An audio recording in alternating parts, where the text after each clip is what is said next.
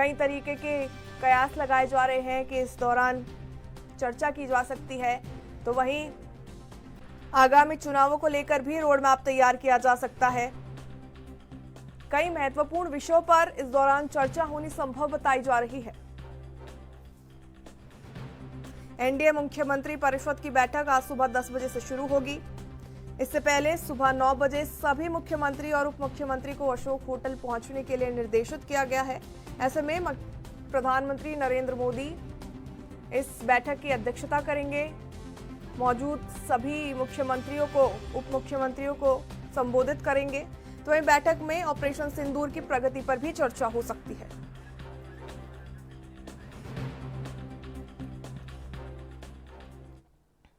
चलो, इस खबर पर ज्यादा जानकारी के लिए राजधानी दिल्ली से हमारे संवाददाता राजीव तिवारी हमारे साथ जुड़ चुके हैं।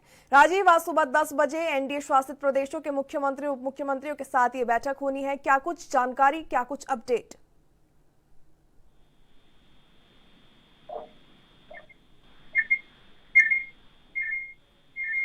आपको आवाज आ रही है मेरी राजीव? जी राजीव, आज सुबह 10 बजे ये केंद्र जो बीजेपी शासित एनडीए शासित प्रदेश है उनके मुख्यमंत्री के साथ में, डिप्टी सीएम के साथ में प्रधानमंत्री की अहम बैठक होने जा रही है। इसको लेकर क्या कुछ जानकारी?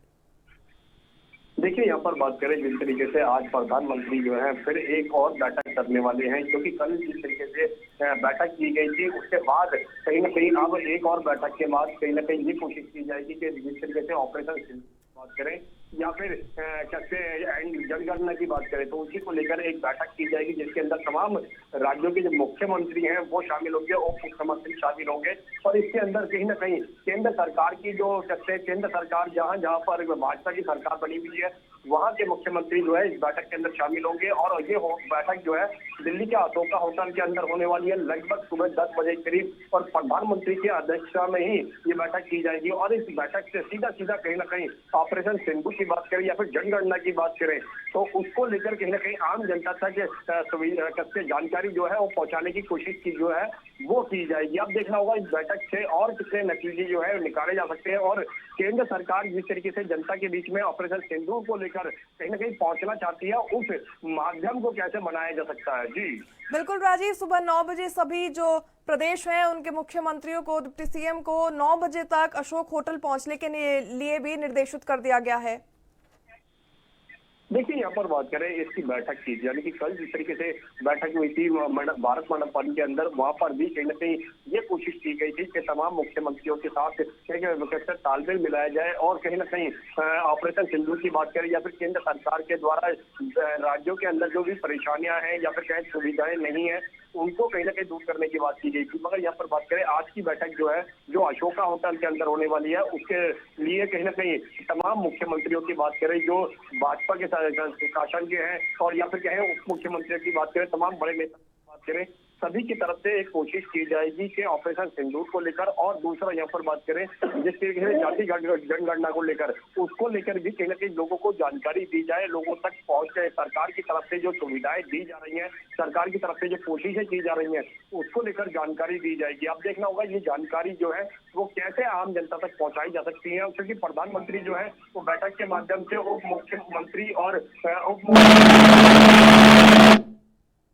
मगर यहाँ पर बात करें आम जनता की तो आम जनता की बात करें तो आम जनता तक ये कैसे जानकारी पहुंचाई जाएगी, ऑपरेशन सिंदूर के बारे में कैसे बताया जाएगा, ये तमाम कोशिशें जो है वो सभी राज्यों के मुख्यमंत्री जो है वो करते हुए नजर आएंगे। जी बिल्कुल राजीव, जिस तरीके से इस जो बैठक को होनी है, इस बैठक को लेकर कई तरीके के कयास लगाए जा रहे हैं। ऐसे में ऑपरेशन सिंदूर की सफलता के बाद में ये पहली एनडीए शासित प्रदेश के मुख्यमंत्री और उप मुख्यमंत्री की बैठक है, तो कई मायनों में इसे अहम माना जा रहा है। देखिए, यहाँ पर बात करें एनडीए शासित राज्यों की तो यानी कि सीधे सीधे कहें तो भाजपा की जहाँ पर भी सरकारें बनी हुई हैं तो वहाँ पर कहीं ना कहीं तमाम ऐसी सुविधाएं देने की बात की जा रही है, लोगों को जागरूक करने की बात की जा रही है ताकि आम जनता तक कहीं ना कहीं सुविधाएं केंद्र सरकार के द्वारा दी जा रही है या फिर जो भी अभियान चलाए जा रहे हैं उसकी जानकारी जो है वो सीधे सीधे पहुंचाई जा सके। और आप बात करें यहाँ पर तमाम एनडीए राज्यों की तो कहीं ना कहीं जहाँ पर भाजपा की सरकार बनी हुई है वहाँ के जो मुख्यमंत्री हैं अपने तमाम नेताओं के साथ साथ बैठक करेंगे और उनके द्वारा भी कहीं न कहीं आने वाले दिनों के अंदर कैसे सुविधाएं पहुंचाई गई हैं, ऑपरेशन सिंदूर कैसे केंद्र सरकार के द्वारा चलाया गया, उसके अंदर आतंकवाद को किस तरीके से जवाब दिया गया, जाति जनगणना को लेकर बात करें या फिर कहें और कैसे केंद्र सरकार की योजनाओं को लेकर बात करें, तो वहां पर भी कोशिशें जो है वो की जाएगी। मगर अब देखना होगा कि वाकई में ही जो आज प्रधानमंत्री की तरफ से बैठक की जाएगी, इसको लेकर कितनी कोशिशें जो है वो सफल हो पाएंगी। और तमाम राज्यों के मुख्यमंत्रियों की बात करें, जहां पर एनडीए की सरकार है, वहां की कोशिशें जो है वो कैसे सफल हो पाएंगी, प्रधानमंत्री जो है किस तरीके से तमाम मुख्यमंत्रियों को और उप मुख्यमंत्रियों को समझाएंगे कि किस तरीके से कार्य करना है, ऐसी तमाम जानकारी जो है इस बैठक के बाद ही स्पष्ट हो पाएंगी। जी बिल्कुल राजीव, इस बैठक के दौरान प्रधानमंत्री संबोधित करेंगे, अध्यक्षता करेंगे इस बैठक की। तो बैठक के दौरान ऑपरेशन सिंदूर की प्रगति को लेकर या आगे आने वाले समय में किस तरीके से इसको जारी रखा जाएगा, किस तरीके के और ज्यादा मिलिट्री एक्शन देखने को मिलेंगे, इसको लेकर भी क्या मुख्यमंत्री और उप मुख्यमंत्रियों को कॉन्फिडेंस में लिया जा सकता है, उनसे विचार विमर्श किया जा सकता है? देखिए, बिल्कुल यहाँ पर बात करें एनडीए शासित राज्यों की, तो वहाँ पर जितने भी मुख्यमंत्री हैं या फिर उप मुख्यमंत्री हैं, उनको सभी को विश्वास में लेने के लिए कहीं न कहीं प्रधानमंत्री जो है वो आज की बैठक करने वाले हैं। दूसरा, केंद्र सरकार की तरफ से कैसे कोशिशें की जाएंगी और सुविधाओं की बात करें, क्योंकि लगातार कहीं ना कहीं यहाँ पर जनगणना को लेकर भी कहीं ना कहीं दिक्कतें बनी हुई थी भारत के अंदर, तो उन्हीं दिक्कतों को दूर करने के लिए अब प्रधानमंत्री की तरफ से बैठक जो है वो की जाएगी और इसके अंदर सीधे सीधे कहीं ना कहीं जनता को एक सही तरीके से मैसेज देने की कोशिश की जाएगी। और अब ये देखना होगा जहाँ पर भी एनडीए की सरकारें हैं, उनके मुख्यमंत्रियों की बात करें, उनके मंत्रियों की बात करें, उनके विधायकों की बात करें, वो कैसे जानकारी जो है वो जनता तक पहुंचा पाते हैं, केंद्र सरकार के द्वारा सही जानकारी होगी वो कैसे पहुंचाई जाएगी, ये जरूर देखना होगा। अगर जानकारी सही तरीके से नहीं पहुंच पाएगी तब कहीं ना कहीं दिक्कतें बनेंगी और वही दिक्कतें जो है वो अभी तक देखने को मिल रही थी, क्योंकि जो केंद्र सरकार की तरफ से जाति जनगणना को लेकर या फिर कहे ऑपरेशन सिंदूर को लेकर आम जनता तक सही जानकारी जो है वो नहीं पहुंच पा रही थी, कुछ कंफ्यूजन थी। उसी को दूर करने के लिए आज की बैठक जो है वो अहम मानी जा रही है और इस बैठक की अध्यक्षता खुद प्रधानमंत्री कर रहे हैं। तो साफ जाहिर है कहीं ना कहीं प्रधानमंत्री जो है वो उन राज्यों के अंदर खास तौर पर गौर करने वाले हैं जहां पर एनडीए की सरकारें हैं और वहां की जनता के लिए कैसे जानकारी दी जाएगी, ये तमाम ऐसी रणनीतियां जो है इस बैठक के माध्यम से बिल्कुल की जाएंगी। जी बिल्कुल राजीव, ऑपरेशन सिंदूर की बात कर लेते हैं। तो ऑपरेशन सिंदूर के दौरान हमने देखा था जिस तरीके से पाकिस्तान ने नापाक हमले किए थे, ऐसे में राजस्थान और गुजरात पाकिस्तान के साथ अपनी सीमाएं जो है साझा करता है और बात करें राजस्थान और गुजरात की ही, तो दोनों में ही बीजेपी की सरकार है। ऐसे में आज जो ये बैठक होनी है, तो क्या सुरक्षा को लेकर राजस्थान के मुख्यमंत्री उप मुख्यमंत्रियों के साथ में, गुजरात के मुख्यमंत्री उप मुख्यमंत्रियों के साथ में कुछ विचार विमर्श किया जाएगा, उनको किस तरीके से हिदायत दी जाएगी इस चीज को लेकर? देखिए, आपने यहाँ पर बिल्कुल सही कहा कि राजस्थान और कहते हैं जयपुर की बात करें तो वहां पर जिस तरीके से एनडीए की सरकार है, मगर पंजाब के अंदर एनडीए की सरकार नहीं है, वहां पर आम आदमी पार्टी की सरकार है। जम्मू कश्मीर की बात करें वहां पर भी एनडीए की सरकार नहीं है, तो कहीं ना कहीं दिक्कतें जरूर बनेगी, मगर इस तरीके की कोशिश जरूर की जा रही है और कोशिश जो है वो कितनी सफल हो पाएगी ये बैठक के बाद ही स्पष्ट हो पाएगा। मगर यहाँ पर बात करें ऑपरेशन सिंदूर की, तो ऑपरेशन सिंदूर को लेकर केंद्र सरकार के द्वारा किस तरीके की रणनीति बनाई गई थी ऑपरेशन सिंदूर को सफल बनाने के लिए, दूसरा आतंकवाद को जवाब देने के लिए किस तरीके की कोशिशें थी, किस तरीके के पाकिस्तान को जवाब दिया गया, आतंकवाद को खत्म करने के लिए कैसे रणनीति बनाई गई, ये तमाम जानकारी जो है वो आपकी बैठक के बाद ही आम जनता तक पहुंचाई जाएगी। दूसरा यहाँ पर बात करें जनगणना को लेकर, जनगणना को लेकर अभी तक कहीं ना कहीं जनता के बीच में कंफ्यूजन बनी हुई थी कि जाति जनगणना जो है वो कहीं ना कहीं जाति के आधार पर की जाएगी और कहीं ना कहीं उसको लेकर बहुत सारे ऐसे सवाल थे कि मुस्लिम समुदाय को हटाने के लिए देश से कहीं ना कहीं इस तरीके की जनगणना की जा रही है, पुराना रिकॉर्ड मांगा जाएगा, वो कहां से रहते थे, उनके पास कैसे डॉक्यूमेंट्स है, इस तरीके की तमाम कंफ्यूजिंग जो थी वो अभी तक बनी हुई थी। और प्रधानमंत्री की तरफ से आज जो बैठक की जाएगी उसके अंदर भी यही कोशिश की जाएगी जनगणना को लेकर जो जनता के बीच में कंफ्यूजिंग है उसको किया जा सके, और दूसरा जहां पर भी एनडीए की सरकारें हैं वहां जरूर सफलता हासिल करने की कोशिश की जाएगी और जहां पर एनडीए की सरकार नहीं है वहां पर भी लोगों को कैसे समझाया जाएगा ये आज की बैठक के बाद ही स्पष्ट हो पाया जाएगा। जी बिल्कुल राजीव, जिस तरीके से भी आप जिक्र कर रहे थे जातिगत जनगणना का, तो ऐसे में एक मुद्दा उभर के आता है, वो है बिहार के विधानसभा चुनाव का, क्योंकि जातिगत जनगणना को लेकर बिहार में देखा गया था किस तरीके से जो सियासत थी वो गर्मा गई थी। अब आने वाले इस महीनों में 2025 में जो है विधानसभा चुनाव होने हैं बिहार में, ऐसे में क्या बिहार चुनाव के लिए जीत का रोड मैप भी इस बैठक से तैयार हो जाएगा? देखिए, यहाँ पर बात करें जनगणना को लेकर, बिल्कुल यहाँ पर बात करें विपक्ष जो है वो जनगणना को लेकर केंद्र सरकार और एनडीए के ऊपर कहीं न कहीं हमलावर होता नजर आ रहा था। लगातार कहीं न कहीं मुस्लिम समुदाय को टारगेट किया जा रहा था विपक्ष के द्वारा। विपक्ष के लिए ये कहा जाता था विपक्ष के द्वारा कि मुस्लिम समुदाय को हटाने के लिए, उनको यहाँ से भारत से बिल्कुल हटाने के लिए तमाम कोशिशें जो है वो की जा रही है और जनगणना भी उसी का एक पार्ट बताया जा रहा था। मगर यहाँ पर बात करें केंद्र सरकार की, तो केंद्र सरकार जो है वो जनगणना को लेकर बार बार ये स्पष्ट करती नजर आती है कि जाति जनगणना जो है वो जाति जनगणना आधार पर नहीं है। जनगणना जो है वो एक नॉर्मल तरीका है और जिनको नागरिकता मिली भी है उनको ही यहाँ पर रहने दिया जाएगा। जिनके पास नागरिकता नहीं है, जो कहीं ना कहीं पाकिस्तान के या फिर बांग्लादेश के या फिर कहीं और राज्यों के हैं, उन और देशों के हैं, वो किस तरीके से नकली नागरिकता लेकर रह रहे हैं, उनको हटाने की प्रक्रिया अपनाई जाएगी। और कहीं ना कहीं बाकी जो और केंद्र सरकार की तरफ से योजनाएं हैं उसकी भी जानकारी जो है वो इस बैठक के माध्यम से दी जाएगी। मगर अब बात करें बिहार के अंदर भी चुनाव है, तो वहां पर भी कहीं ना कहीं जनगणना को लेकर कहीं ना कहीं विपक्ष जो है और सत्ता एनडीए जो है वो कहीं ना कहीं आमने सामने है। तो कहीं ना कहीं इसको लेकर भी कहीं ना कहीं इस पर रणनीति बनाई जाएगी। और राज्यों के अंदर की बात करें जहां पर भी चुनाव हो रहे हैं वहां पर भी कहीं ना कहीं एनडीए जो है वो अपनी तरीके से एक रणनीति बना रही है ताकि जनता तक सही मैसेज जो है वो दिया जा सके, चाहे वो जनगणना के आधार पर हो या फिर ऑपरेशन सिंदूर के आधार पर हो या फिर केंद्र सरकार की तरफ से कोई भी योजनाएं चलाई जा रही है उसको लेकर वो तमाम तरीके से ऐसे कोशिश की जा रही है ताकि जनता तक जो है वो सही जानकारी मिले और जनता जो है वो कहीं ना कहीं केंद्र सरकार से जुड़ती हुई नजर आए। जी बिल्कुल राजीव, अभी हमने बात की थी राजस्थान की और गुजरात की, तो हम वही बात कर लेते हैं उत्तर प्रदेश और बिहार की। यहाँ पे भी एनडीए की सरकार है, बिहार में एनडीए की सरकार है, तो वहीं उत्तर प्रदेश में बीजेपी को पूर्ण बहुमत से सरकार बनी हुई है। ऐसे में घुसपैठ को लेकर अगर जिक्र करें तो नेपाल बॉर्डर शेयर होते हैं उत्तर प्रदेश और बिहार से, तो किस तरीके से इस बैठक में घुसपैठ को लेकर भी शिकंजा कसते हुए बैठक में लोग नजर आएंगे? नेता जो है मोदी, योगी, नीतीश को जो है किस तरीके से हिदायत देंगे कि घुसपैठ को रोका जाए?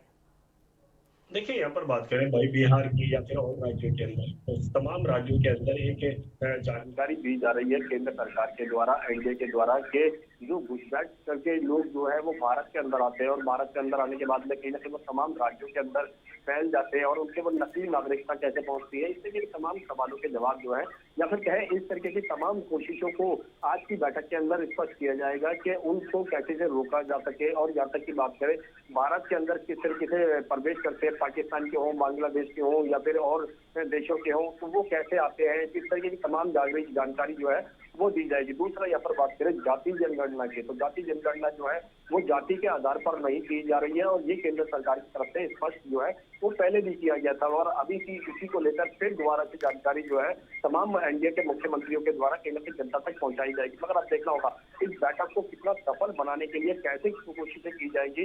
प्रधानमंत्री जो बैठक करने वाले हैं उसके अंदर किस तरीके की रणनीति रहेगी, किस तरीके से तमाम मुख्यमंत्री उप मुख्यमंत्रियों को समझाया जाएगा। मुख्यमंत्री और उप मुख्यमंत्री जो है वो अपने तमाम नेताओं के माध्यम से जनता तक कैसे जानकारी पहुंचाई जाएगी। केंद्र सरकार किस तरीके की रणनीति बना रही है, ऑपरेशन सिंदूर में बनाई गई थी, जनगणना में बनाई जाएगी और यहाँ तक कि अब जहाँ पर भी चुनाव है वहां पर किस तरीके से जानकारी दी जाएगी या फिर केंद्र सरकार की तरफ से जो भी सुविधाएं दी जा रही हैं उसको लेकर कैसे जानकारी पहुंचाई जाएगी। तमाम ऐसी सुविधाएं जो है चाहे वो कैसे आयुष्मान योजना हो या फिर और तरीके की कोई योजनाएं हो उसको भी सही तरीके से जनता तक पहुंचाने की तमाम ऐसी रणनीति जो है इस बैठक के माध्यम से बनती हुई नजर आ सकती है। जी अच्छा राजीव, अब कोविड की बात कर लेते हैं। जिस तरीके से देखा गया है कि पिछले कुछ दिनों में लगभग हफ्ते 10 दिन के अंदर भारत में कोविड के जो केसेस हैं, नए केसेस हैं, उनमें उछाल देखा जा रहा है। ऐसे में कोविड की दोबारा से कोई लहर ना आए 2020 जैसा 5 साल बाद कोई मंजर देखने को ना मिले, इसको लेकर भी क्या पूरी तैयारियां की जाएंगी इस बैठक के दौरान? किस तरीके से जो प्रदेश के मुख्यमंत्री है, डिप्टी सीएम है, उन्हें किस तरीके से तैयार किया जाएगा कि आने वाली हर यथासंभव स्थिति से निपटने के लिए वो तैयार रहे? देखिए यहाँ पर बात करें केंद्र सरकार जो है वो अपनी जो है वो सही तरीके से बनाकर कहीं ना कहीं जनता के सामने पेश करने की कोशिश करती है। और क्योंकि अगर सही तरीके से योजनाएं नहीं बनेगी तो विपक्ष को मौका मिलेगा, विपक्ष जो है उन्हीं चीजों को मुद्दा बनाने की कोशिश करता है। मगर यहाँ पर बात करें केंद्र सरकार की, एनडीए की, तो एनडीए जो है वो इस बैठक के माध्यम से ऐसी बहुत सारी रणनीतियां जो है वो बनाने की कोशिश करता हुआ नजर आ रहा है। जहाँ पर बात करें जहाँ पर भी एनडीए की सरकारें हैं या फिर कहें सीधे सीधे कहें तो भाजपा की सरकार है, तो वहां पर भी कहीं ना कहीं वहां के मुख्यमंत्रियों को कहीं ना कहीं सरकार जो है वो ऐसी जानकारी देगी जिससे कहीं ना कहीं जनता जो है उनसे नाराज ना हो और कहीं ना कहीं उनसे जुड़ती हुई नजर आए। दूसरा यहाँ पर बात करें विपक्ष की, तो विपक्ष के किसी ना किसी मुद्दे को लेकर कहीं ना कहीं गलत जानकारी जो है जनता के बीच में देने की कोशिश की जाती है। उसी जानकारी को लेकर कहीं ना कहीं प्रधानमंत्री जो है इस तरीके की बैठक कर रहे हैं। उस बैठक से कहीं ना कहीं बड़े नतीजे जो है वो निकलने की उम्मीद लगाई जा रही है। अब देखना होगा इस बैठक के अंदर तमाम जो मुख्यमंत्री हैं वो किस तरीके से अपने जानकारी इकट्ठा करते हैं। दूसरा यहाँ पर केंद्र अगर उनके राज्यों में कोई भी दिक्कतें हैं तो वो कहीं ना कहीं प्रधानमंत्री के सामने रख सकते हैं किस तरीके से उनको दिक्कतें आ रही है, कौन सी ऐसी परेशानियां हैं जिससे कहीं ना कहीं जनता जो है उनसे नाराज होती नजर आ रही है, कौन सी ऐसी सुविधाएं जो है वो केंद्र सरकार के द्वारा चलाई गई है जो अभी तक उनके राज्य तक नहीं पहुंच पाई है। ऐसे बहुत सारे सवालों के जवाब जो है वो इस बैठक के बाद ही मिलते हुए नजर आएंगे। जी चलिए, बहुत बहुत धन्यवाद राजीव आपका तमाम जानकारियों को साझा करने के लिए।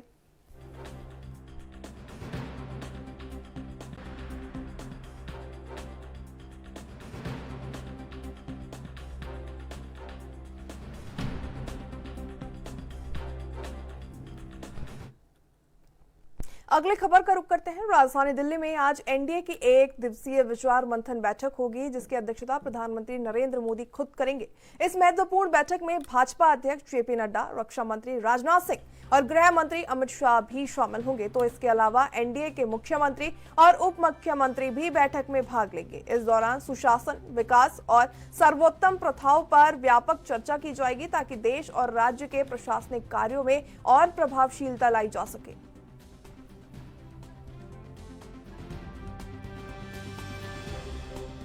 राजधानी दिल्ली में आज एक दिवसीय एनडीए शासित मुख्यमंत्रियों उप मुख्यमंत्रियों की बैठक होगी। प्रधानमंत्री नरेंद्र मोदी खुद इसकी अध्यक्षता करेंगे। हर पहलू पर नजर डाली जाएगी।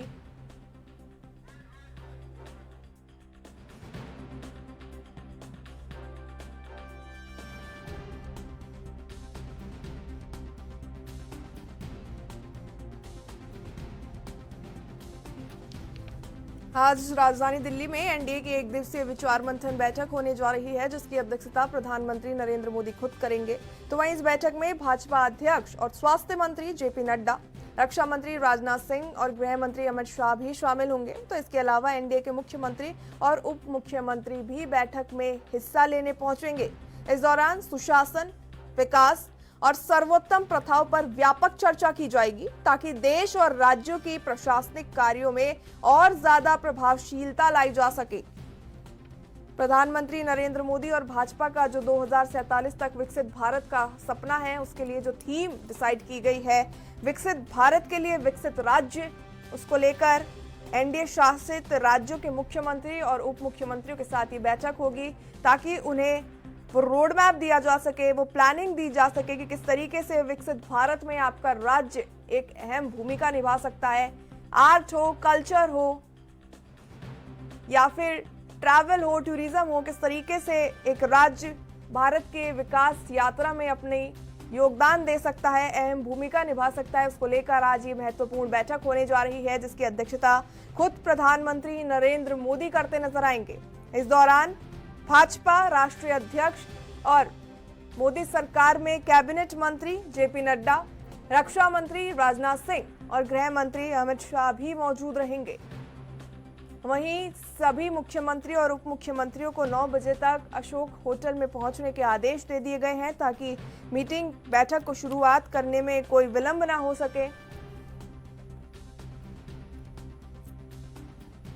महत्वपूर्ण ये बैठक बताई जा रही है। एनडीए के सभी मुख्यमंत्री, उप मुख्यमंत्री के साथ प्रधानमंत्री मोदी की रोड मैप तैयार किया जाएगा। विभिन्न विषयों पर चर्चा की जाएगी। मोदी सरकार 3.0 को पूरा 1 साल हो गया है, उसको लेकर भी चर्चा की जाएगी। तो वहीं बिहार में आगामी विधानसभा चुनाव को लेकर तैयारी की जीत की जो तैयारी है वो की जाएगी। तो किस तरीके से धरातल पर उतरकर, जमीनी स्तर पर उतरकर एनडीए जो है लड़ेगा विधानसभा चुनाव, किस तरीके से उसमें जीत हासिल की जाएगी, उसको लेकर भी तैयारियां की जाएंगी। तो वहीं ऑपरेशन सिंदूर को लेकर भी कई अहम तरीके से चर्चा संभव बताई जा रही है। ऐसे में जातिगत जनगणना को लेकर भी प्रस्ताव आने का यहाँ पर संभवता बताया जा रहा है। वहीं कोरोना जिसका एक बार फिर से देश में विस्फोट सा होने लगा है, उसको लेकर भी किस तरीके से राज्य हर इमरजेंसी सुविधा के लिए तैयार रहे ताकि 2020 में जो स्थिति उत्पन्न हो गई थी कुछ क्षण के लिए वो दोबारा से देश को ना देखनी पड़े, इसको लेकर भी मुख्यमंत्रियों के साथ में प्रधानमंत्री चर्चा कर सकते हैं। वहीं आगामी मौसम को लेकर भी चर्चा की जा सकती है, किस तरीके से मॉनसून में समस्याओं का सामना करना पड़ता है, उसको लेकर निजात पाने की हर संभव तैयारी यहाँ पे इस बैठक में हो सकती है। कई अहम विषयों पर चर्चा की जाएगी। प्रधानमंत्री के साथ इस बैठक में एनडीए शासित राज्यों के मुख्यमंत्री और उप मुख्यमंत्री शामिल रहेंगे। तो साथ ही आपको बता दें, बैठक में जेपी नड्डा, रक्षा मंत्री राजनाथ सिंह, गृह मंत्री अमित शाह भी मौजूद रहेंगे।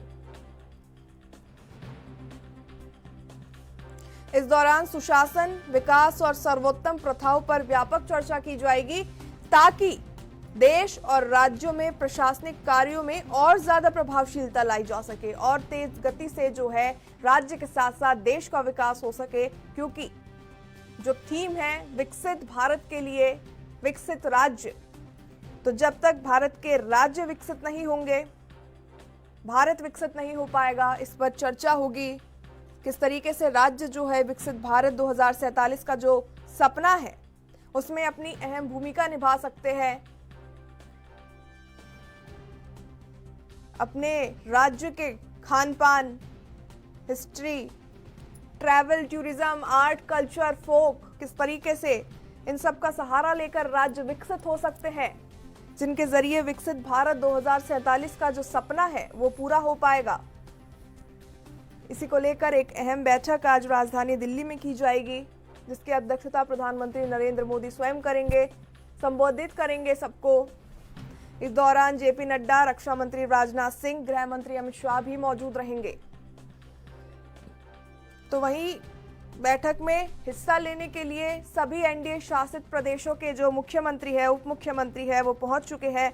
तो वहीं आपको बता दें, कल यानी 24 मई को नीति आयोग की 10वीं काउंसलिंग बैठक आयोजित की गई थी, जिसके अंदर सभी मुख्यमंत्रियों ने हिस्सा लिया था।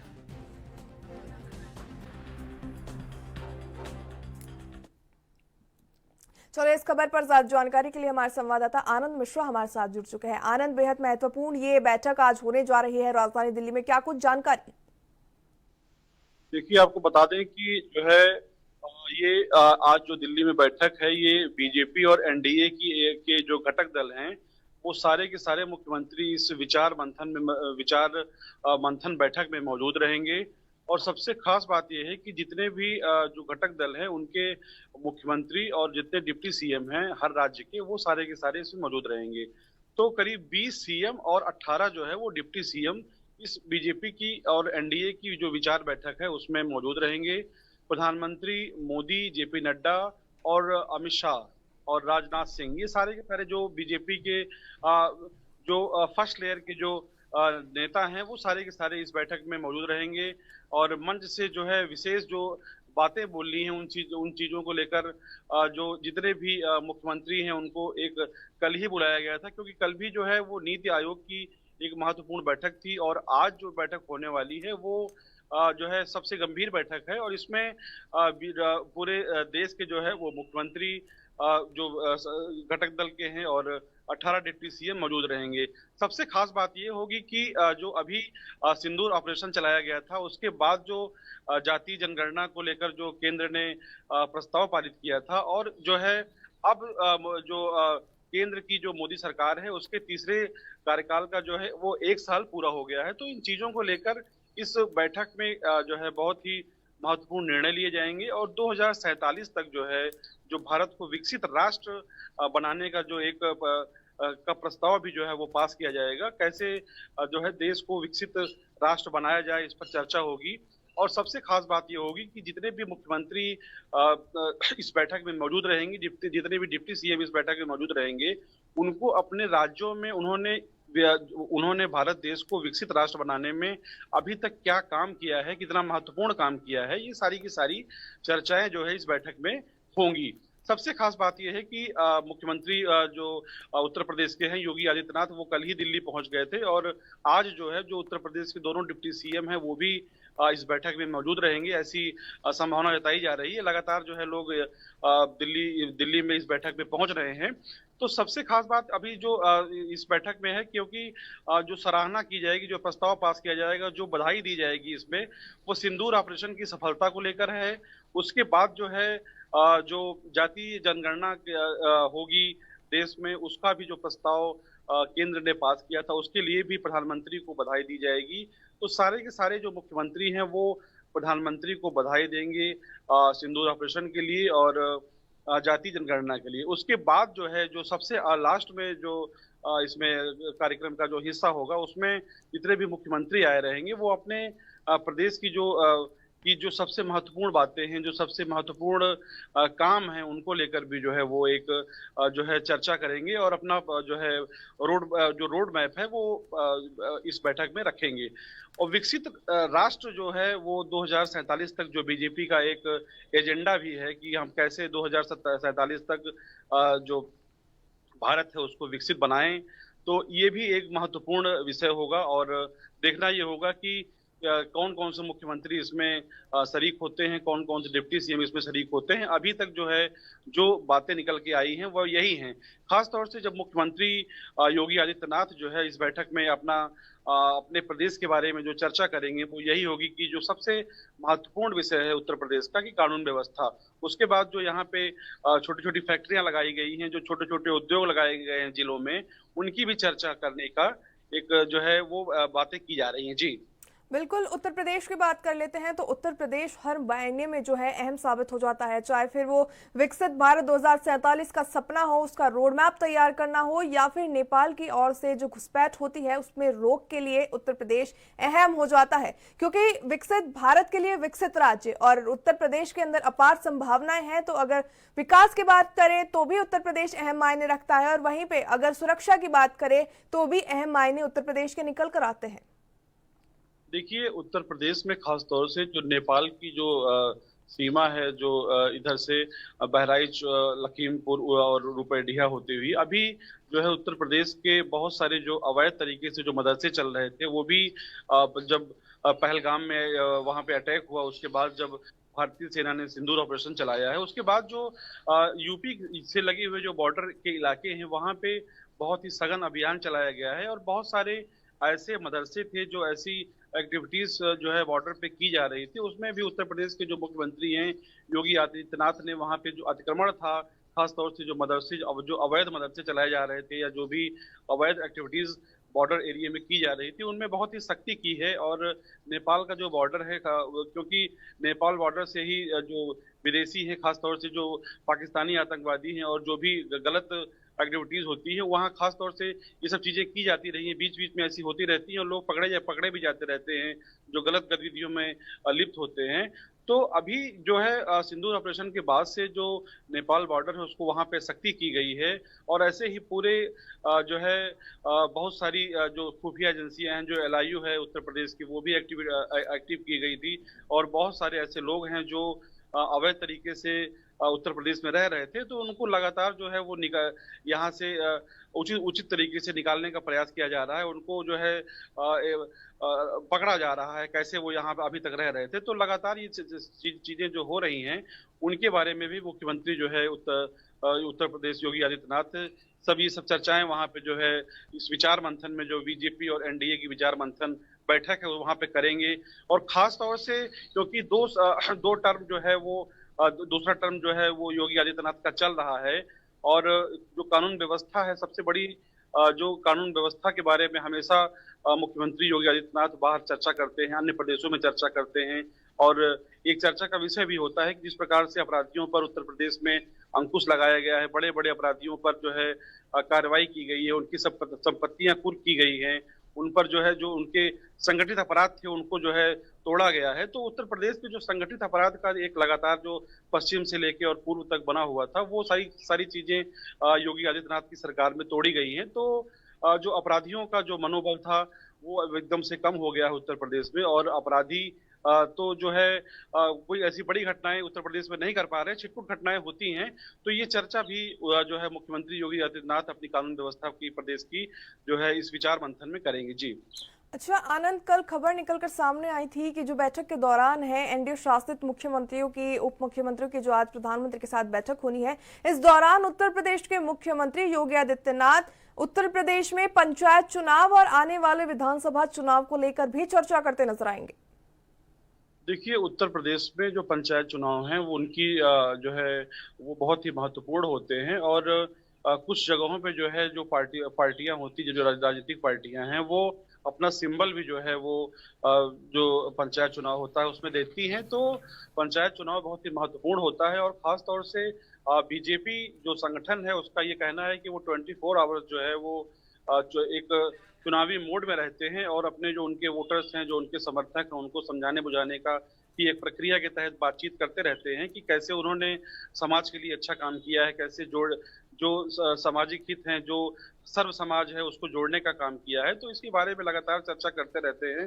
तो सबसे जो पहली सीढ़ी होती है वो गांव में पंचायत ही होती है। जो पंचायत चुनाव होते हैं वो बहुत ही महत्वपूर्ण होते हैं और क्योंकि वहीं से जो है वो आधार बनता है आगे, चाहे वो प्रदेश की सरकार हो या फिर देश की सरकार हो, तो वहीं से जो है उसका आधार बनता है कैसे बनाया जाए।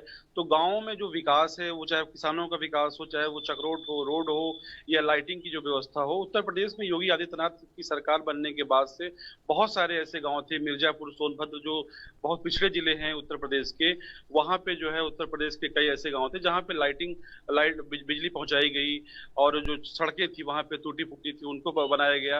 एक्सप्रेस वे पे बहुत अच्छा काम हुआ है। वो चाहे वो नोएडा से लेके बहराइच तक या फिर आगरा से लेके जो है बलिया तक या जो है बस्ती तक हो या गोरखपुर तक हो, तो लगातार जो रोडे हैं उन पे भी काम हो रहा है, एक्सप्रेस वे पे काम हो रहा है और अभी भी लगातार निरंतर काम हो रहा है। तो ये चर्चाएं जो है ये उत्तर प्रदेश के मुख्यमंत्री योगी आदित्यनाथ जो है वो जो एनडीए और बीजेपी की जो ये घटक दलों की बैठक है उसमें करेंगे जब उनका अपना जब उनको बुलाया जाएगा। तो जी चलिए, बहुत बहुत धन्यवाद आपका तमाम जानकारियों को साझा करने के लिए।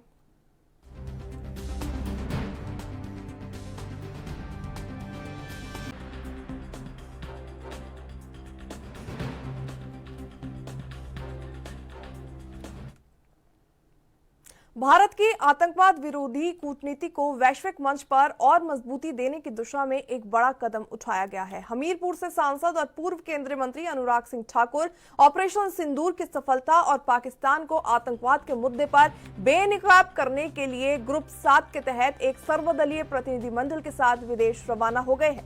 ये प्रतिनिधिमंडल 24 मई से 5 जून तक कतर, दक्षिण अफ्रीका, इथोपिया और मिस्र की यात्रा करेगा। इस प्रतिनिधिमंडल में भाजपा, कांग्रेस, एनसीपी, टीडीपी, आम आदमी पार्टी और अन्य दलों के सांसद के साथ साथ अनुभवी राजनयिक भी शामिल है।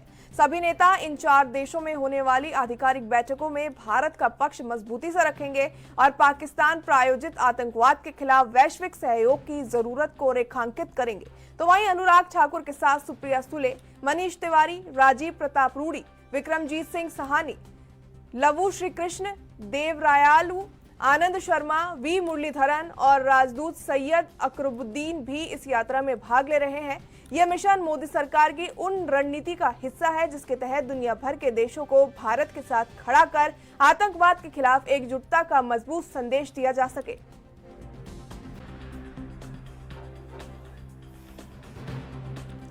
चलिए, इस खबर पर ज्यादा जानकारी के लिए हिमाचल से हमारी ब्यूरो चीफ टीना ठाकुर हमारे साथ जुड़ चुकी है। टीना, बेहद बड़ा ये कदम था मोदी सरकार की ओर से सर्वदलीय प्रतिनिधिमंडल को विदेश में भेजना, ऑपरेशन सिंदूर को लेकर पाकिस्तान का पर्दाफाश करना, भारत का रुख स्पष्ट करना, आतंकवाद को लेकर रुख स्पष्ट करना भारत का। ऐसे में अनुराग ठाकुर के नेतृत्व में एक और ग्रुप, डेलीगेशन का ये जो ग्रुप है वो रवाना हो चुका है। क्या कुछ जानकारी इसको लेकर? बिल्कुल, देखिए अनुराग ठाकुर हिमाचल से संबंध रखते हैं, हमीरपुर से सांसद हैं और वो अगुवाई कर रहे हैं ग्रुप 7 की और इसके तहत 24 मई से 5 जून तक की कतर, दक्षिण अफ्रीका और इंडोनेशिया और मिस्र की यात्रा ये लोग करेंगे। और भारत सरकार की जो एक व्यापक कूटनीतिक पहल का हिस्सा है जिसे ऑपरेशन सिंदूर के नाम से जाना जाता है, उसके तहत इस पहल का उद्देश्य यही कि पाकिस्तान का जो पाकिस्तान प्रायोजित आतंकवाद है वो उसको वैश्विक मंच पर उजागर करे और भारत की स्थिति को अंतर्राष्ट्रीय समुदाय के समक्ष स्पष्ट रूप से प्रस्तुत करे। तो ऐसे में देखिए ये 7वां दल है जो रवाना हुआ है और अलग अलग दल इससे पहले गए हैं। ग्रुप 1 में रविशंकर प्रसाद नेतृत्व कर रहे हैं, ग्रुप 2 का शशि थरूर नेतृत्व कर रहे हैं। इसी तरह अलग अलग ग्रुप्स का अलग अलग लोग जो है यहाँ पे नेतृत्व कर रहे हैं और इस पूरे मिशन का उद्देश्य यही है कि जो पाकिस्तान प्रायोजित आतंकवाद है उसको वैश्विक मंच पर उजागर करें और ऑपरेशन सिंदूर की जो वैधता है, सफलता है, उसको अंतर्राष्ट्रीय समुदाय के समक्ष तथ्यों के साथ रखें और भारत की जो आतंकवाद विरोधी नीति है उसको उसके लिए समर्थन जुटाना और कूटनीतिक और राजनीतिक सहयोग को मजबूत करना। और ये जो पहल भारत ने की है इसको विदेश नीति को सहयोग देने और अंतर्राष्ट्रीय दबाव में संतुलन बनाए रखने की दिशा में महत्वपूर्ण कदम माना जा रहा है। और इसमें देखिए अनुराग ठाकुर भी अब गए हैं और ये तमाम लोग जब वहाँ अलग अलग देशों की यात्रा पर हैं और ग्रुप 7 जैसे सऊदी अरब और बहरीन, कुवैत, अल्जीरिया गया है। इसी तरह से ग्रुप 2 ब्रिटेन, फ्रांस, जर्मनी और इटली गया है। अलग अलग ग्रुप्स जो हैं अलग अलग देशों में जा रहे हैं और उद्देश्य यही है कि पूरे जो ये लोग हैं प्रतिनिधिमंडल जो ये अलग अलग ग्रुप्स हैं इसमें प्रतिनिधिमंडलों की संख्या 7 है और जो सांसद जो कुल सदस्य हैं वो 59 सदस्य हैं और इनमें 51 सांसद है, पूर्व मंत्री है प्लस 8 पूर्व राजनयिक भी है। देखिए प्रगति ये जो पूरा सांसद है कुल 32 देशों की यात्रा करेंगे और ये सब इन सब का अंतिम पड़ाव जो है बेल्जियम के जो ब्रुसेल स्थित यूरोपीय मंच का मुख्यालय रहेगा, यूरोपीय संघ का मुख्यालय रहेगा, जहाँ सभी 51 सदस्य ये 59 सदस्य हैं भारत के, ये सब वहाँ पे मिलेंगे और भारत की आवाज वहाँ पे बुलंद करेंगे। तो आप देखिए कि भारत एक कूटनीतिक पहल यहाँ पे राजनीतिक और कूटनीतिक पहल इसको माना जा रहा है और बहुत महत्वपूर्ण इस कदम को भारत का माना जा रहा है। 32 देशों में जाके जो है भारत अपना पक्ष रखेगा और वहाँ पे बताएगा कि पाकिस्तान किस तरह से भारत को लगातार जो है जो प्रायोजित आतंकवाद है उसके तहत जो है वो तंग कर रहा है, परेशान कर रहा है और भारत को कितना नुकसान यहाँ पे उठाना पड़ रहा है। अपने जो नागरिक है उनकी जान उनको गंवानी पड़ी थी। तो ऐसे में ये वैश्विक स्तर पर भारत के लिए जो है वो समर्थन जुटाना भी है आतंकवाद विरोधी नीति के खिलाफ और इसमें पक्ष भी रखना है कि जो ऑपरेशन सिंदूर है उसमें तथ्यों के साथ भारत अपनी बात रखेगा कि किस तरह से हमने ऑपरेशन सिंदूर को अंजाम दिया और क्यों इस ऑपरेशन सिंदूर की जरूरत भारत को पड़ी। तो ये तमाम तथ्य जो है पूरे देशों के सामने भारत रखने जा रहा है और उसके बाद उम्मीद यही है कि पूरे जो अलग अलग अंतर्राष्ट्रीय स्तर पर जो ये मंच है वहां से भारत को जो है एक जो वैश्विक समर्थन है वो आतंकवाद के खिलाफ जो है वो मिलेगा। जी बिल्कुल टीना, जिस तरीके से देखा गया था कि ऑपरेशन सिंदूर के दौरान जो महिलाओं की भागीदारी थी वो कहीं ना कहीं अपने आप में एक अहम भागीदारी दिखी थी। हमने देखा था कर्नल सोफिया कुरैशी हो या विंग कमांडर व्योमिका सिंह हो, उन्होंने बखूबी नेतृत्व किया ऑपरेशन सिंदूर के दौरान। अब ऐसे में जो प्रतिनिधिमंडल आज रवाना हो गया है उसके अंदर सुप्रिया सुले भी जा रही है। सुप्रिया सुले अपने आप में ही एक बहुत अच्छी जो है वो वक्ता है, वो किस तरीके से पेश करती हैं वो कहीं ना कहीं अपने आप में एक बेहद बड़ी बात हो जाती है। ऐसे में सुप्रिया सुले का प्रतिनिधि मंडल में शामिल होना अपने आप में भारत की नारी शक्ति को दर्शाता है। बिल्कुल, देखिए भारत ने ये जरूर ख्याल रखा है कि जो भी अलग अलग दल गए हैं उनमें जो है महिलाएं जो है वो महिला सांसद जो है वो रखी गई हैं और जो सुप्रिया सुले हैं वो एनसीपी से संबंध रखती हैं और काफी अच्छा वक्ता उनको माना जाता है, काफी दृढ़ता के साथ काफी अच्छे तरीके से वो अपनी बात रखती हैं। तो ऐसे में ये जो प्रतिनिधिमंडल है जिस तरह से जो अलग अलग दलों से लोग लिए गए हैं वो भारत की एक इसको कूटनीतिक पहल को दर्शा रहा है कि भारत अंतर्राष्ट्रीय समुदाय पर ये भी दिखाना चाहता है कि जो आतंकवाद का नाम आएगा या किसी बाहरी शक्ति से लड़ने की बात आई वहाँ पूरा भारत एक है। और इसमें देखिए जो शशि थरूर है उनको भी लिया गया है अलग अलग दलों से। देखिए विक्रमजीत साहनी जो अब इस वाले दल की अगर हम बात करें जो अब निकलेगा उसमें विक्रमजीत सिंह साहनी आपसे हैं, मनीष तिवारी कांग्रेस से हैं और लवु श्री कृष्ण है टीडीपी से, आनंद शर्मा कांग्रेस से हैं और आनंद शर्मा को भी आप देखिए कि काफी अच्छा वक्ता माना जाता है, तथ्यों के साथ वो बात रखते हैं, मजबूती के साथ बात रखते हैं। तो ऐसे में ये काफी अच्छे तरीके से जो ये सांसदों का दल तैयार किया गया है भारत की तरफ से वो काफी मजबूती के साथ सारे लोग जो है अपनी बात रख सकते हैं और तथ्यों के साथ वो बात रखेंगे। तो इसमें देखिए नारी शक्ति का भी वो रखा गया है कि जो महिलाएं हैं उनको भी इन दलों में शामिल किया गया है, ताकि वो भी मजबूती के साथ अंतर्राष्ट्रीय समुदाय के समक्ष भारत का जो है पक्ष रख सके। जी बिल्कुल टीना, जिस तरीके से भी आप जिक्र कर रही थी कि ये जो प्रतिनिधिमंडल है, ये जो सर्वदलीय डेलीगेशन रवाना होने वाला है, इसके अंदर प्रवक्ताओं की या वक्ताओं की कोई कमी नहीं है। चाहे अनुराग ठाकुर की बात करें, सुप्रिया सुले की बात करें, मनीष तिवारी हो या फिर कांग्रेस की ओर से आनंद शर्मा हो, इन्हें बखूबी पता है किस तरीके से एक अंतर्राष्ट्रीय मंच पर अपनी बात को प्रेजेंट किया जाए, अपनी बात को रखा जाए, मुद्दा उठाया जाए, लेकिन एक नापी तुली भाषा में। बिल्कुल, देखिए ये भारत की बहुत बड़ी पहल इसको माना जा रहा है। व्यापक कूटनीतिक अभियान की शुरुआत भारत ने की है और ये जो अभियान 21 मई से इसको शुरू किया गया है। और देखिए इसमें पूर्व मंत्री भी शामिल किए गए हैं, पूर्व राजदूत भी जो ये दल है इनमें शामिल किए गए हैं। और भारत का ये प्रयास दर्शाता है कि भारत अब केवल अपनी सीमाओं तक सीमित नहीं है, बल्कि वैश्विक स्तर पर आतंकवाद के खिलाफ निर्णायक नेतृत्व देने को तैयार है। और देखिए अनुराग ठाकुर की अगर हम बात करें तो ये जो दौरा है भारत की सॉफ्ट पावर,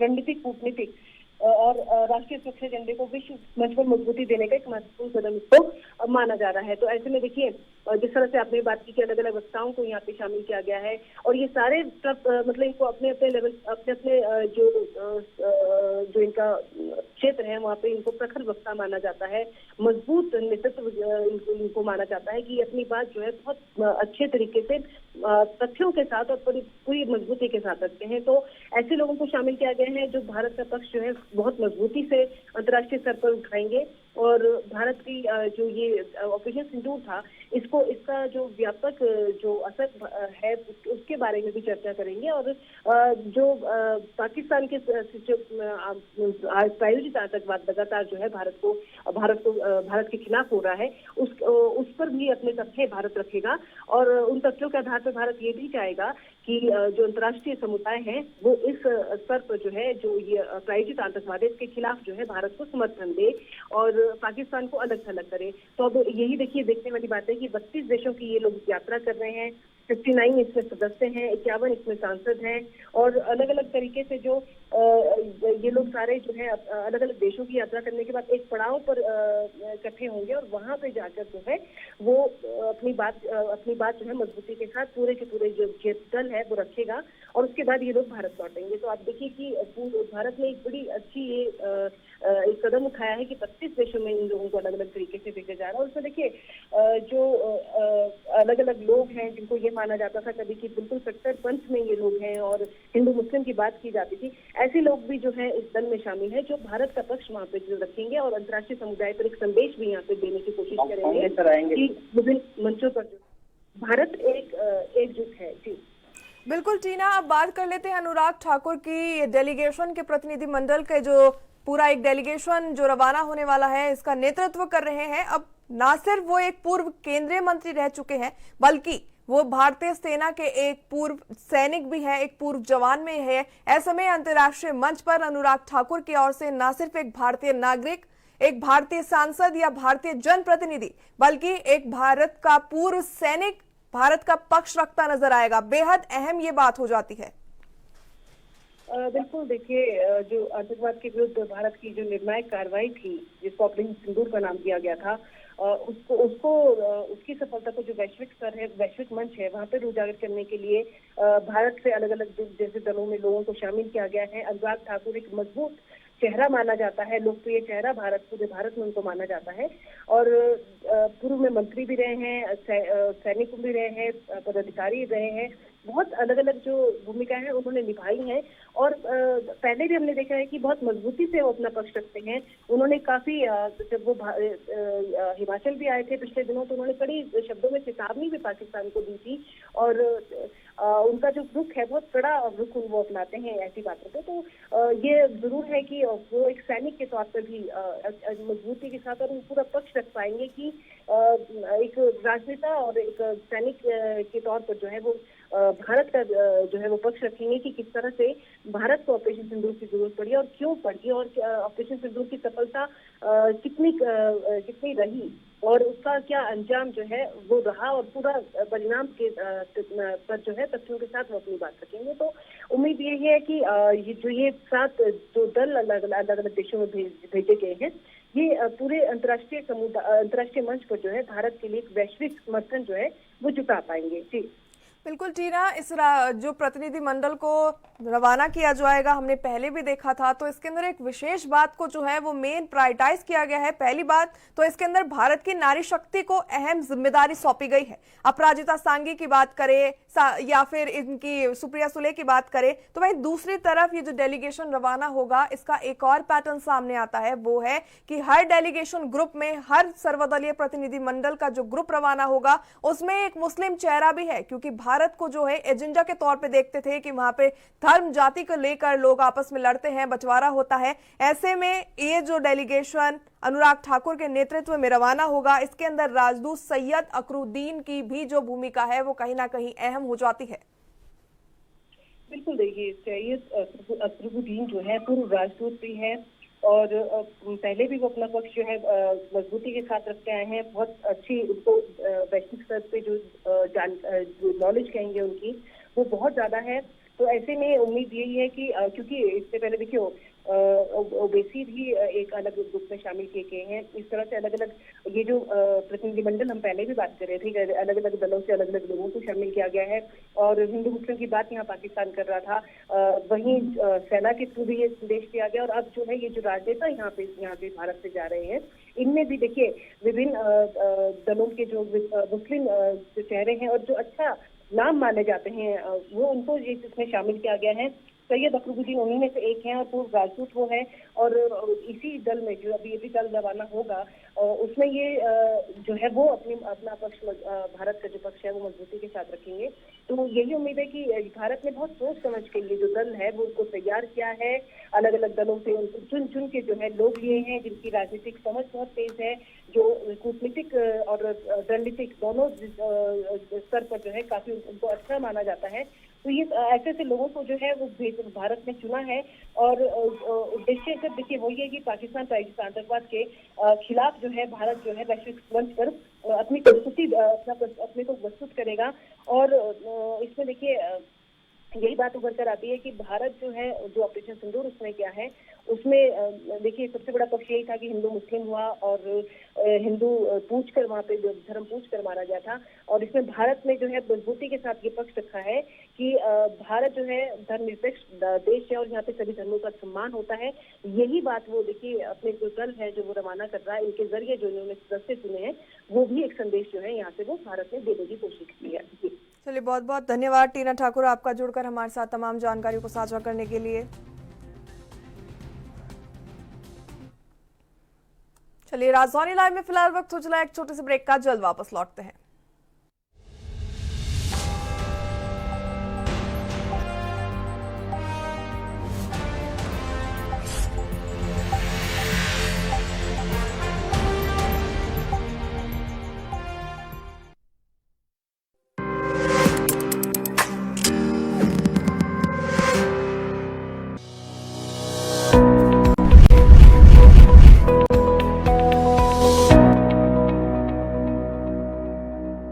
सड़क सुरक्षा फोर्स, आपकी सुरक्षा मिशन है हमारा।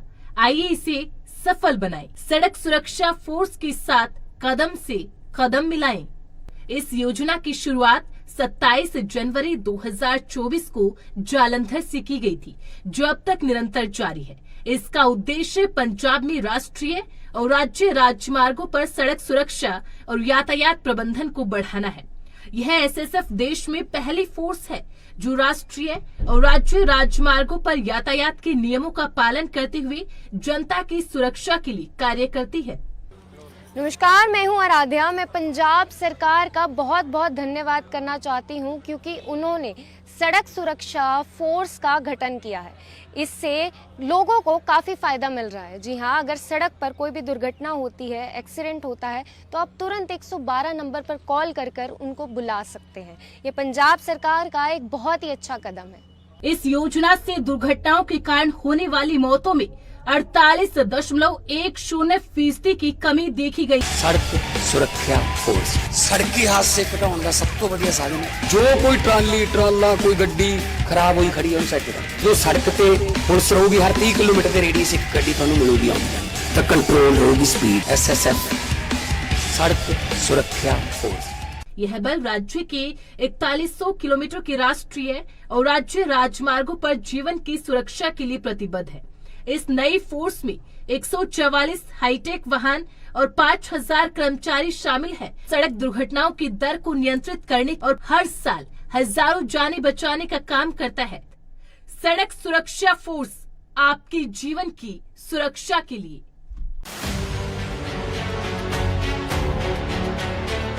उत्तर प्रदेश की राजधानी लखनऊ से मैं जितेंद्र सिंह। हिमाचल की राजधानी शिमला से ANB न्यूज के लिए।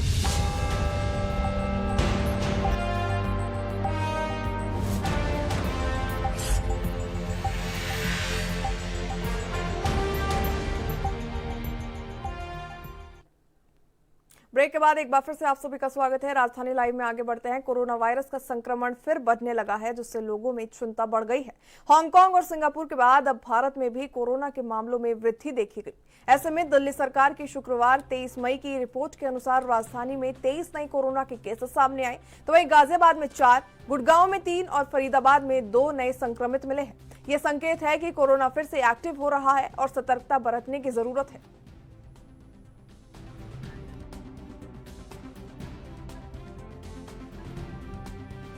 चलिए इस खबर पर ज्यादा जानकारी के लिए राजधानी दिल्ली से हमारे संवाददाता अंबुज उपाध्याय हमारे साथ जुड़ चुके हैं। अंबुज, लगातार कोरोना के केसेस में भारत में वृद्धि देखने को मिल रही है, क्या कुछ जानकारी इसको लेकर? बिल्कुल, जिस तरीके से बात की जाए कोरोना के केसों में पूरे देश भर में वृद्धि देखने को मिल रही है। ऐसे में चाहे केरल की बात की जाए, तमिलनाडु की बात की जाए, महाराष्ट्र, गुजरात के साथ साथ उत्तर प्रदेश और दिल्ली में भी कोरोना के केस देखने को मिल रहा है। ऐसे में इसको लेकर के स्वास्थ्य विभाग और WHO की भी कल एक मीटिंग हुई। इस मीटिंग में WHO और स्वास्थ्य विभाग की तरफ से डायरेक्ट कहा गया है कि हमारी नजर पूरे इस मामले पर बनी हुई है और कहाँ ये चीजों को लेकर के पूरी तरीके से नजर बनी हुई है। वहीं पर अगर दिल्ली की बात की जाए तो दिल्ली के स्वास्थ्य मंत्री पंकज सिंह द्वारा अस्पतालों को निर्देश दिए गए कि अस्पतालों के अंदर बेड के साथ साथ जो दवाई और टीकों से संबंधित जो भी चीजें आने वाले समय में अगर ये वेरिएंट और खतरनाक होता है तो ऐसे में जरूरत पड़ सकती है, तो उन चीजों को पहले से बंदोबस्त रखते हैं। तो स्वास्थ्य मंत्रालय की तरफ से यही निर्देश दिए गए और साथ ही लोगों को पैनिक न करने की सलाह दी गई है। अगर ऐसे कोई लक्षण आपको नजर आते हैं तो आप उनका अभी तक अगर देखा जा रहा है चिकित्सा परामर्शकों से जो बात की गई है तो उनका यही कहना है कि अभी तक जो वेरिएंट है इतना खतरनाक नहीं है, लेकिन जिस तेजी से ये फैल रहा है उसको देखते हुए सरकारों को इस पर ध्यान देना होगा, जिसको लेकर के केंद्र सरकार भी पूरी नजर बनाई हुई है और राज्य सरकारों ने भी, अगर केरल की बात की जाए, तमिलनाडु की बात की जाए तो वहां पर सार्वजनिक स्थलों पर मास्क लगाना अनिवार्य कर दिया। वैसे अगर दिल्ली में बात की जाए तो दिल्ली के अंदर भी अस्पतालों में मास्क लगाना अनिवार्य कर दिया। बिल्कुल अंबुज, ये जो राजधानी दिल्ली में 23 नए केस मिले हैं कोविड के, तो क्या इनकी कोई ट्रैवल हिस्ट्री है? इन्होंने विदेश में कोई यात्रा की है या क्या कुछ इसके पीछे जानकारी है? आप बिल्कुल जिस तरीके से हांगकांग और सिंगापुर में इस वेरिएंट को देखने को मिला और उसके बाद ही अगर भारत की बात की जाए तो भारत में 3 वेरिएंट कोरोना के चल रहे हैं, तो उसमें कहीं ना कहीं ये बाहर से आए हुए वेरिएंट है जो कि अब धीरे धीरे देश में फैल रहा है, जिसको लेकर के राज्य सरकार और साथ ही स्वास्थ्य मंत्रालय पूरी तरीके से कमर कसा हुआ तैयार है कि आगे और इसको ज्यादा न विस्फोटक हो। तो इसको लेकर के राज्य सरकारों की तरफ से भी गाइडलाइन जारी की गई है और साथ ही लोगों से भी अपील की गई है। चिकित्सकों की तरफ से भी ये कहा जा रहा है कि अगर ऐसा कोई सिम्टम देखने को मिलते हैं कि सर्दी जुकाम बुखार के साथ साथ, तो ऐसे में इनका घर पर भी इलाज हो सकता है। और इस बार जो ये वेरिएंट 3 से 4 दिन के बीच इसका प्रकोप देखने को मिल रहा है, उसके बाद धीरे धीरे ये खत्म होता जा रहा है। लेकिन वहीं पर अगर महाराष्ट्र की बात की जाए तो महाराष्ट्र में जिस तरीके से ये फैल रहा है तो उसको लेकर के वहां पर एक मौत भी हुई है। तो सरकारों का यही तैयारी और साथ ही स्वास्थ्य मंत्रालय की जो कल मीटिंग हुई है उसमें डायरेक्ट कहा गया है कि अगर ये वेरिएंट खतरनाक होगा या आगे इससे क्या होगा, लोगों को पैनिक होने की जरूरत नहीं है, तो उससे पहले ही एडवाइजरी जारी कर दी जाएगी। स्वास्थ्य मंत्रालय के साथ साथ अन्य एजेंसियों की नजर पूरी तरीके से इस स्थिति पर बनी हुई है। अच्छा अंबुज, आज इस तरीके से राजधानी दिल्ली में सुबह 10 बजे प्रधानमंत्री की अध्यक्षता में एनडीए शासित राज्यों के साथ में मुख्यमंत्रियों की और डिप्टी सीएम के साथ बैठक होनी है, तो क्या कोरोना इशू को भी लेकर चर्चा की जाएगी उस बैठक में? क्योंकि लगातार जिस तरीके से देश में देखा जा रहा है कि कोविड के जो केसेस हैं एक बार फिर से हाइक पे जा रहे हैं, तो ऐसे में 2020 जैसी स्थिति उत्पन्न ना हो, इसको लेकर भी चर्चा संभव है क्या? बिल्कुल, जिस तरीके से 2020, 21, 22 की जो त्रासदी को देखा गया जिसमें लाखों लोगों की मृत्यु हुई है, तो ऐसे में केंद्र सरकार की नजर बनी हुई है और एनडीए शासित प्रदेशों के 21 मुख्यमंत्री आज दिल्ली के अशोका होटल में मीटिंग करेंगे। तो कहीं ना कहीं इस मुद्दे पर बात हो सकती है कि इस तरीके से कोरोना का जो नया वेरिएंट जिस तरीके से फैल रहा है देश में, तो उसको लेकर के सभी राज्य सरकारें अपनी तरफ से इस पर नियंत्रण के लिए गाइडलाइन जारी करें। और जब खासतौर से 21 मुख्यमंत्री वहाँ मौजूद है और इस तरीके की खबर सामने आ रही है कि कहीं ना कहीं वेरिएंट फैल रहा है, कहीं ना कहीं इसके ऊपर चर्चा जरूर हो सकती है। और खासतौर से अगर इस मीटिंग की बात की जाए तो वहाँ पर पहले से ही मुद्दे सेलेक्ट किए हुए हैं कि किन मुद्दों पर बात की जाए, चाहे ऑपरेशन सिंदूर की बात की जाए या उसके अलावा नक्सलवाद से लेकर के बिहार चुनाव को लेकर के बात की जाए, तो सेलेक्ट मुद्दों के साथ कोरोना का जिस तरीके से तेजी से देश के अंदर फैल रहा है, तो इसको लेकर के वहाँ पर बात हो सकती है। चलिए, बहुत बहुत धन्यवाद आपका तमाम जानकारियों के लिए अंबुज।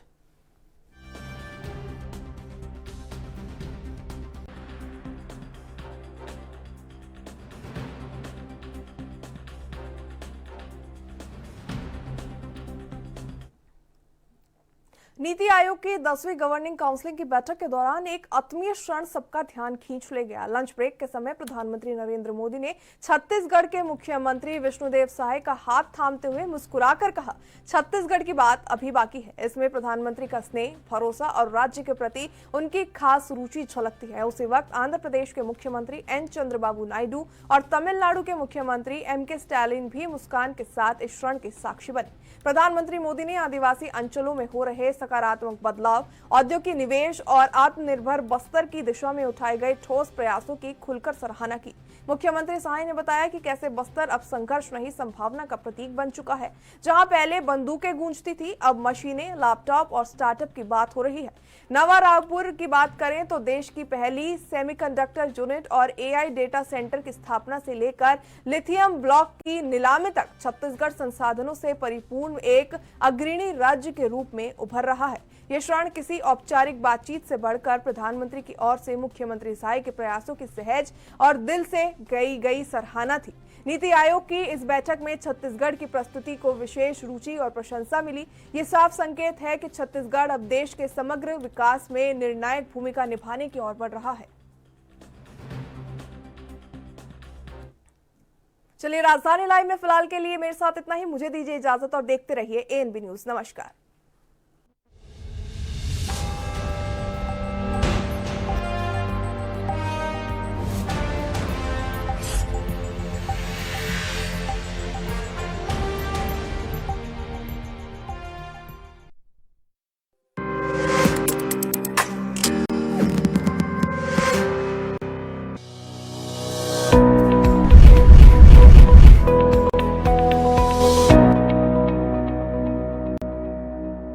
सड़क सुरक्षा फोर्स, आपकी सुरक्षा मिशन है हमारा। आइए इसे सफल बनाएं। सड़क सुरक्षा फोर्स के साथ कदम से कदम मिलाएं। इस योजना की शुरुआत 27 जनवरी 2024 को जालंधर से की गई थी, जो अब तक निरंतर जारी है। इसका उद्देश्य पंजाब में राष्ट्रीय और राज्य राजमार्गों पर सड़क सुरक्षा और यातायात प्रबंधन को बढ़ाना है। यह एसएसएफ देश में पहली फोर्स है जो राष्ट्रीय और राज्य राजमार्गों पर यातायात के नियमों का पालन करते हुए जनता की सुरक्षा के लिए कार्य करती है। नमस्कार, मैं हूं आराध्या। मैं पंजाब सरकार का बहुत बहुत धन्यवाद करना चाहती हूं क्योंकि उन्होंने सड़क सुरक्षा फोर्स का गठन किया है। इससे लोगों को काफ़ी फ़ायदा मिल रहा है। जी हाँ, अगर सड़क पर कोई भी दुर्घटना होती है, एक्सीडेंट होता है, तो आप तुरंत 112 नंबर पर कॉल कर उनको बुला सकते हैं। ये पंजाब सरकार का एक बहुत ही अच्छा कदम है। इस योजना से दुर्घटनाओं के कारण होने वाली मौतों में 48.10% की कमी देखी गई। सड़क सुरक्षा फोर्स सड़की हादसे घटाने का सब तो बढ़िया साधन है। जो कोई